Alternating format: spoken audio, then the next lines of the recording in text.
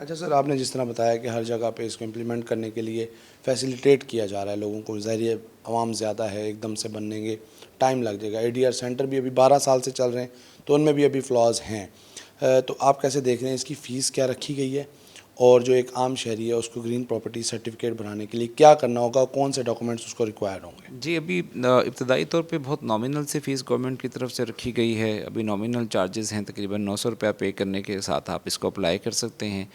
अभी आपको जो अपनी ऑनरशिप का सबूत है वो लेके जाना है। अपनी जो आपकी जो भी आपकी ज़मीन का रिकॉर्ड आपके पास है उसको आप लेके जाएंगे और जाके आप अपने अराज़ी रिकॉर्ड सेंटर में इसके लिए एप्लीकेशन फ़ाइल करेंगे। ऑनलाइन इसकी एप्लीकेशन फ़ाइल होगी। वहाँ पे जो है वो अमला डिप्यूटेड है, वो जो भी एप्लीकेंट वहाँ पे आ रहे हैं उनको असिस्ट कर रहा है, गाइड कर रहा है। जो भी रिक्वायरमेंट आपका वहाँ पे एक आईडी कार्ड की कॉपी साथ अटैच होगी, आपकी ऑनरशिप का सबूत साथ अटैच होगा, और इसके अलावा दीगर जो हमारे मुतल्लिका ज़मीनी कागज़ात होते हैं वो उसके साथ अटैच होने के बाद आपकी एप्लीकेशन प्रोसेस में आ जाएगी। उस प्रोसेस के बाद आपके डॉक्यूमेंट्स जो आपने जमा करवाए हैं उनकी वेरिफ़िकेशन की जाएगी। उनकी वेरिफ़िकेशन करने के बाद आपकी ज़मीन का सर्वे किया जाएगा। सर्वे करने के बाद 15 दिन का टाइम है जिसमें गवर्नमेंट जो है वो आपकी जो इस क्लेम को एडवर्टाइज़ करेगी, ताकि अगर किसी का उस बारे में कोई एतराज़ हो तो वह जमा करवा सके। उसके बाद आपको ग्रीन प्रॉपर्टी सर्टिफिकेट जो है वो इशू कर दिया जाएगा।